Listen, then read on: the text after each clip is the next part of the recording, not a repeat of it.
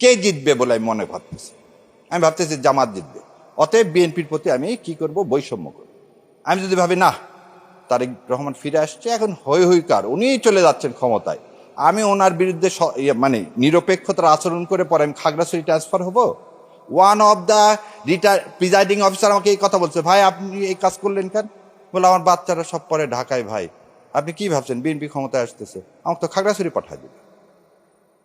তার মানে এই ৩৬শে জুলাইয়ের যে মানসিকতা, আমাদের বিপ্লবের যে মানসিকতা, আমাদের রক্তের যে মানসিকতা, ওনার ট্রান্সফারের কাছে এর কোনো মূল্য নাই। আপনি মানসিকতা পরিবর্তন করতে পারেনি, এদেরকে ধাক্কা দিয়ে ফেলে দেওয়া উচিত ছিল সেদিন। এই ব্যর্থতার জন্য আজকে এই প্রতি মুহূর্তে এখনো মানুষের মধ্যে সংশয়, ইলেকশন হবে কি হবে না। আপনি কাউকে 10টা পুলিশ দিবেন, কাউকে একটা দিবেন না, তা হবে না, তা হবে না। আর যদি এটা করেন তাহলে বোঝা যাচ্ছে আপনার নিয়ত কিন্তু পরিষ্কার না।